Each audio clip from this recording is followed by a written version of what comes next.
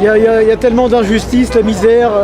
Je ne suis pas pour le complot, il n'y a pas de complot. Hein. C'est un semi-complot. Maintenant, Michael Kroll, qui se fait malheureusement insulter, c'est pas normal non plus.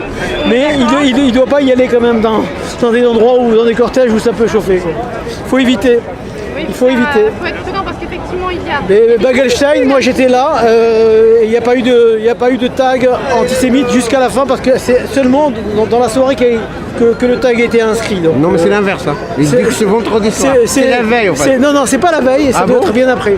C'est sûrement avec la même peinture parce qu'elle était jaune, fluorescente, mais c'est bien après. Parce que je suis passé, j'étais là-bas près du Sénat, donc j'assiste. J'étais dans pas mal de manifs, je regarde, je vois. C'est un petit groupuscule, il représente quelques personnes, c'est tout.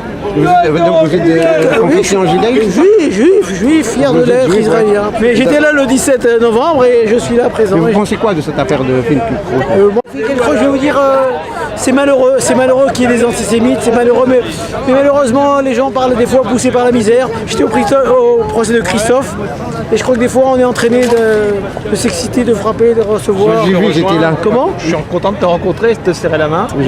Parce que moi sincèrement je suis très embêté aussi avec tout ce qui se passe parce que j'ai l'impression qu'on est en train d'instrumentaliser la police. Absolument. Maintenant on instrumentalise, on est en train d'instrumentaliser. Ils essaient de noyer le poisson. Une communauté ils noient le pour poisson. opposer aux gilets jaunes. Et moi je voudrais dire deux choses.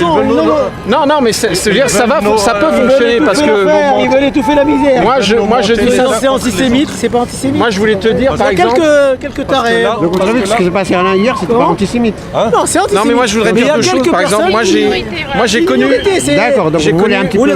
Comme on dit quelques. Moi je suis marié avec une Guadeloupéenne. Après entre Éric Drouet et Éric Zemmour, qu'on m'explique parce que Éric Drouet, je pense qu'il n'est pas antisémite.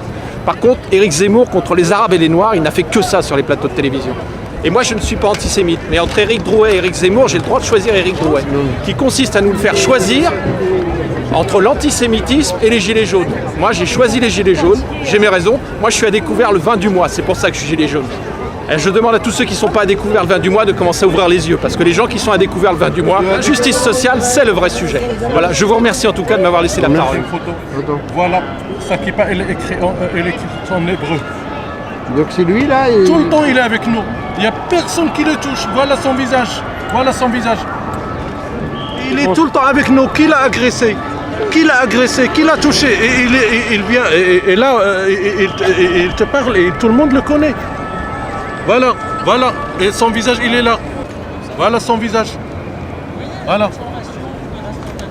Oui, alors que Alain Finkiel, on l'a touché, parce que c'est un provocateur et il s'est fait oublier. Ça fait longtemps on lui donne plus le micro. Soi-disant le philosophe, on lui donne plus le micro.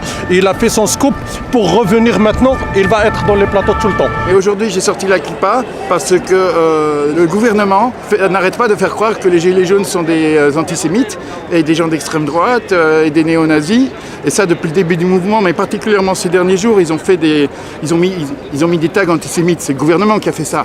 Des tags antisémites à droite pour dire que c'est les gilets jaunes, alors que c'est pas vrai. Et ça, c'est le gouvernement qui a fait ça. C'est comme l'attentat de Strasbourg, c'est un false flag, on dit en anglais, c'est-à-dire un faux drapeau. Voilà, tout ça, c'est pour détourner l'attention du... Qu'est-ce que vous répondez aux gens qui disent que vous êtes un peu complotiste, là? Mais bien sûr que je suis complotiste et j'assume, les complots ça existe. Dès que je vous prends à part pour monter un coup contre quelqu'un, c'est un complot. Enfin voilà, donc je suis complotiste et j'assume. Moi j'ai un message de paix pour dire que dans le mouvement des Gilets jaunes, oui bien sûr, vous allez toujours trouver un antisémite à droite, un raciste à gauche, etc. Mais pas plus que dans le reste de la population. Voilà. Et que toute cette idée de faire passer les Gilets jaunes pour des gens d'extrême droite, c'est faux. Il y a des gens d'extrême droite dans le mouvement des Gilets jaunes, mais pas plus qu'ailleurs, comme un autre. Mais comme c'est un truc vachement porteur, qui a toujours été utilisé, et qui frappe les esprits, voilà, ils mettent le paquet là-dessus. Mais bon, voilà, cette fois-ci c'est l'antisémitisme, l'attentat de Strasbourg, c'était contre les musulmans. Pour détourner l'attention des gens, pour qu'on parle d'autre chose. Vous savez ce qu'ils me disent, les juifs? Ils me disent, mais vous avez du courage, monsieur, c'est dommage qu'il n'y en ait pas plus parmi nous qui ait le courage de porter la kippa partout.